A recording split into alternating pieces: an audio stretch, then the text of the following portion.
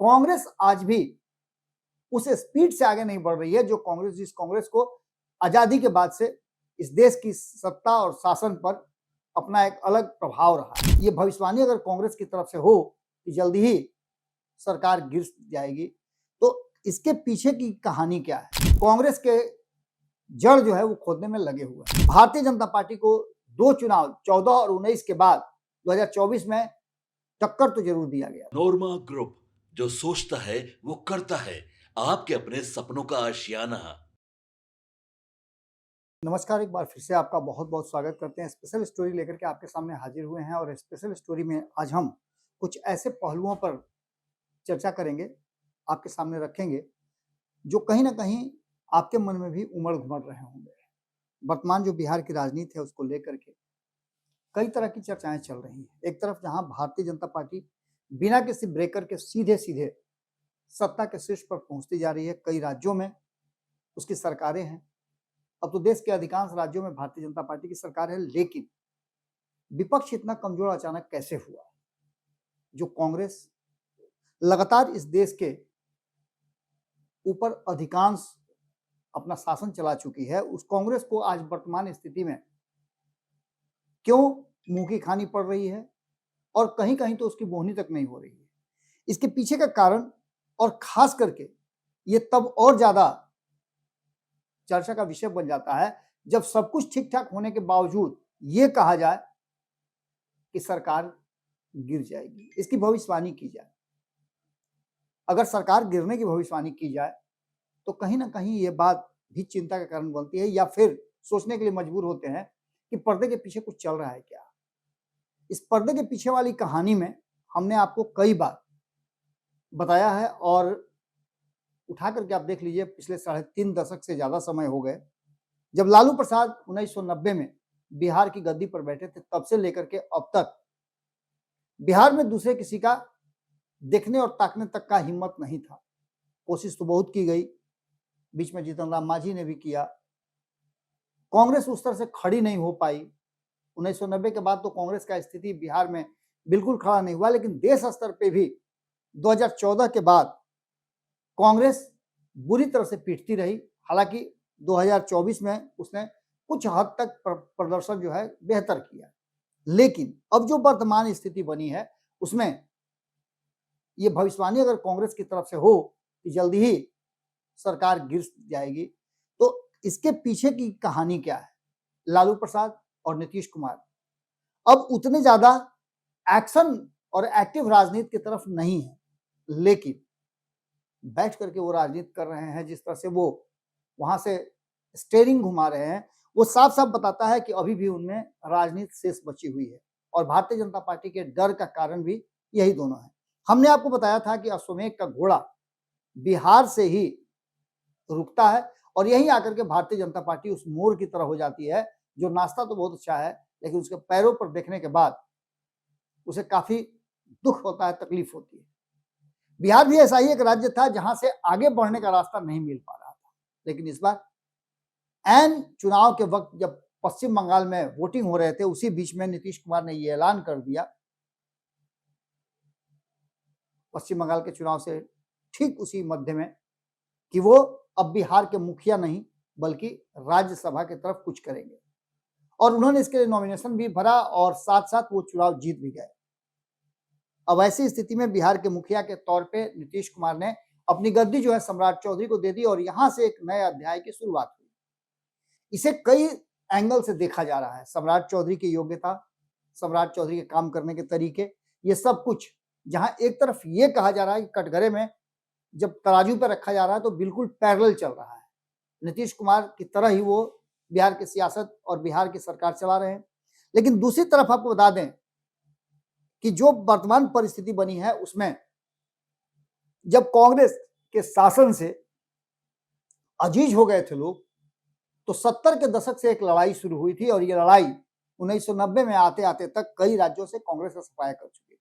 हालांकि उसके बाद कांग्रेस केंद्र की सत्ता में रही, दो टर्म लगातार वो सत्ता में रही, लेकिन इन सब के बावजूद जो परिस्थितियां बनी वो एक अलग कहानी कह रही थी।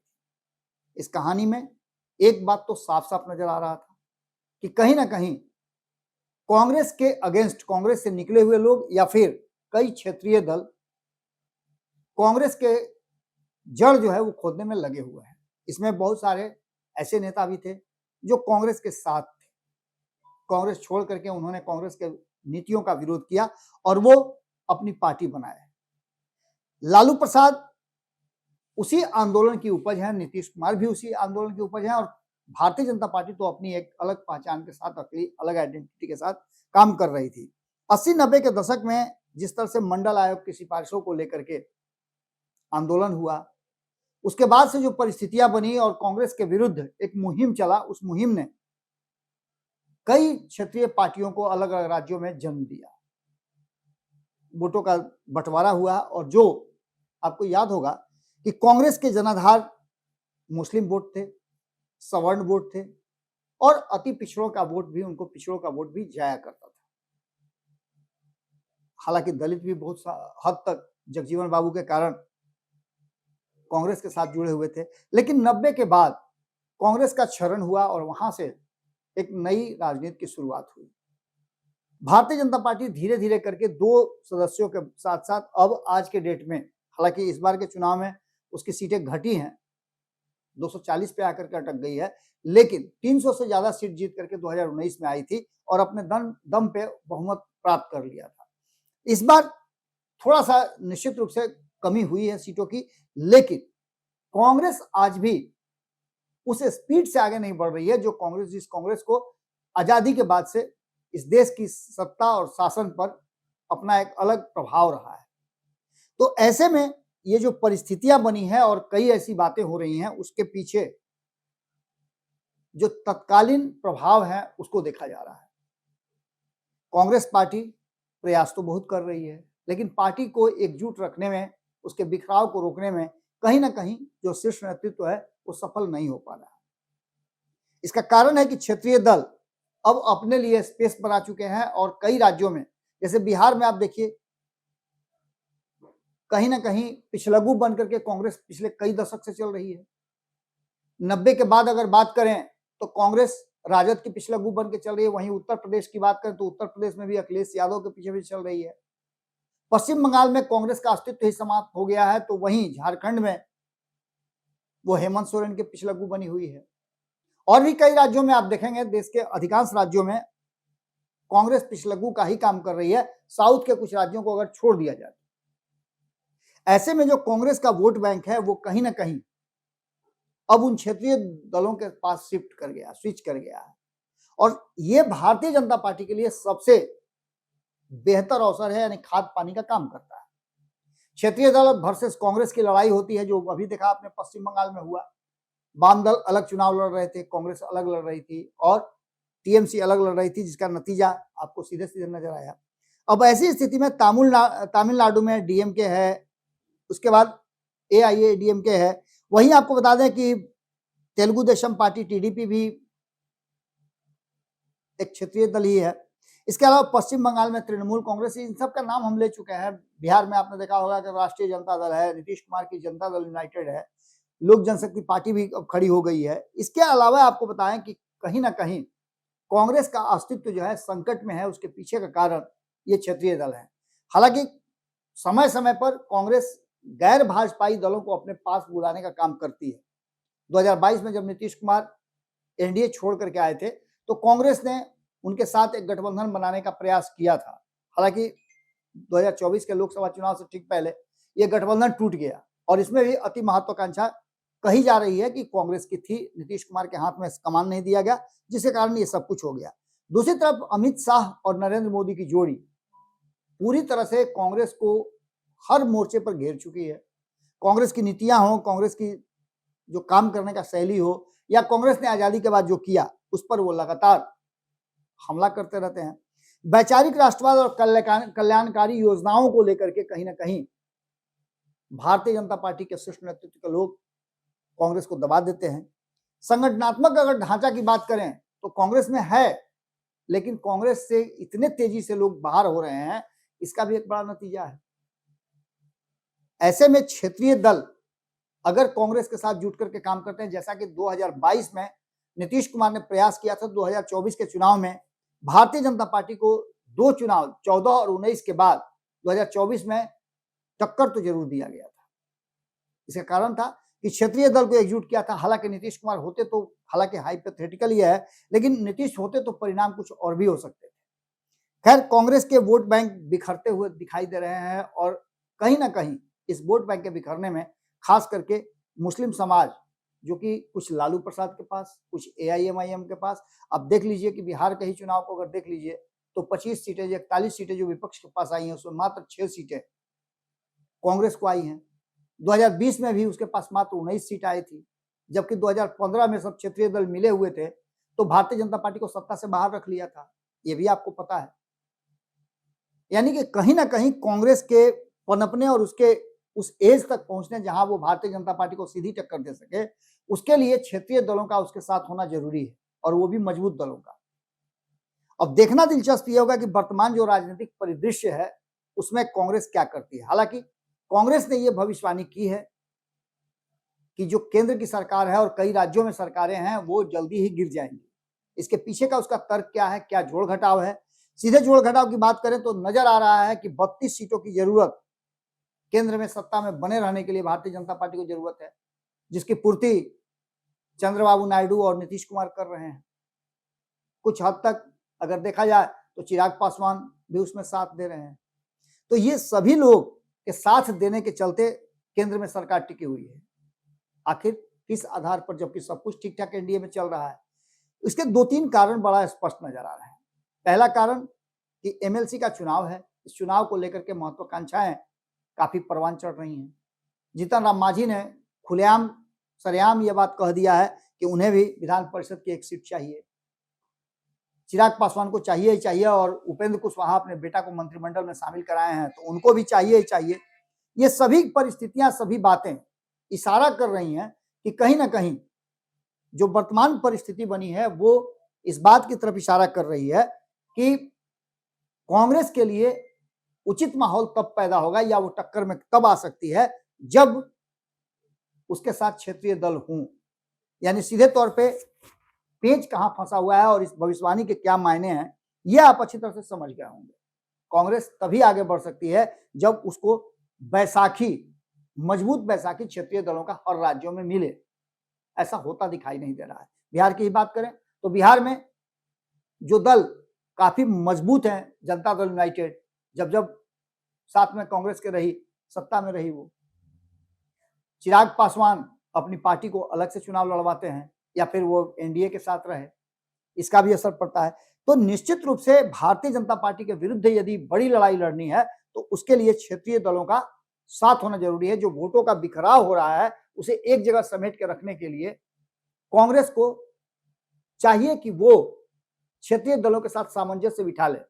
तेजस्वी यादव इसका प्रयास कर रहे हैं। आज ही तेजस्वी यादव के पुत्र एराज लालू प्रसाद का जन्मदिन है, पहला जन्मदिन मनाया जा रहा है दिल्ली में, और इसको लेकर के हमारी तरफ से भी बहुत बहुत बधाई। लेकिन इसको लेकर के डिनर डिप्लोमेसी की बात की जा रही है, पॉलिटिक्स की बात की जा रही है। हालांकि इस बात से हाथ खड़ा कर दिया सीधे सीधे लालू प्रसाद के टीम ने, उनकी पार्टी के लोगों ने बाहर आकर के कहा है कि ये कोई पॉलिटिकल नहीं बल्कि पारिवारिक कार्यक्रम है।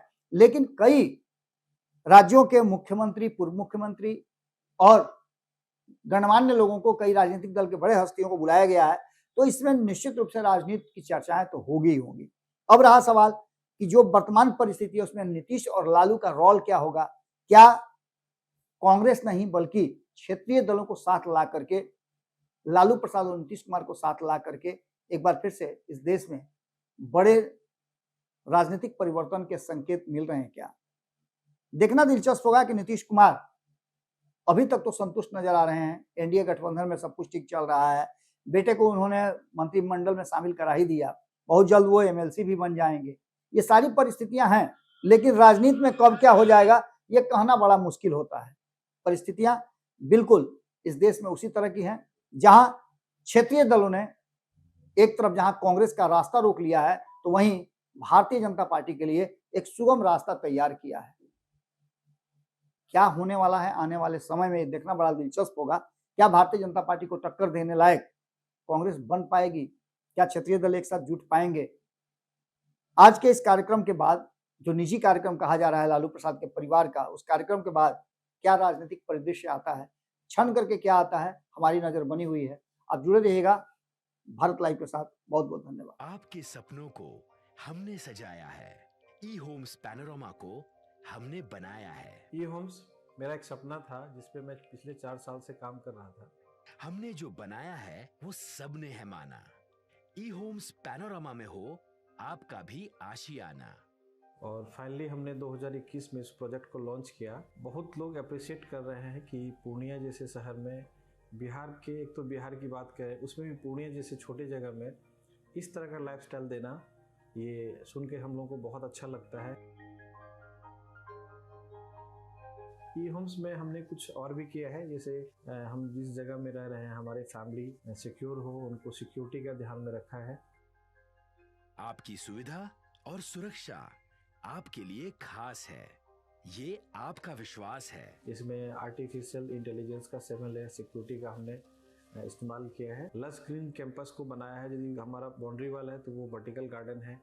ये जितनी भी फैसिलिटी होता है एक इंटरनेशनल टाउनशिप में, ई होम्स है, ये हम लोग विश्वास नहीं कर पा रहे हैं। जो भी हमारे मित्र दोस्त या जो भी हमारे बाहर के बाहर आते हैं तो हम लोगों को बहुत अच्छा सुनने को मिलता है और बहुत अच्छा क्रेडिट मिल रहा है। वो सारा हमने सिर्फ एक बिल्डिंग नहीं बनाया, हमें एक बहुत अच्छा लाइफस्टाइल दिया ई होम्स में, और मेरा एक सपना था जिसको मैं आज फुलफिल होते हुए देख रहा हूँ। ये आपका आवास है। ई होम्स पैनोरामा में अब आपका निवास है। E Homes Panorama, luxurious lifestyle redefined. Panorama group, जो सोचता है वो करता है। अगर ये वीडियो पसंद आई और वह बिहार के राजनीति और बिहारियत से सरोकार रखेनी तो सब्सक्राइब बटन दबा के चैनल के सब्सक्राइब कर ली। ओजे एगो घंटी बा, ओकरा बटन दबा देला से कुल सटीक और मारक खबर रुआ मुफ्त में मिल जाई। अगर रुआ पत्रकारिता के हमनी के नया प्रयोग में सहयोग कर चाहतानी तो ज्वाइन बटन दबा दी। पेटीएम नंबर नोट कर ली 9386816700।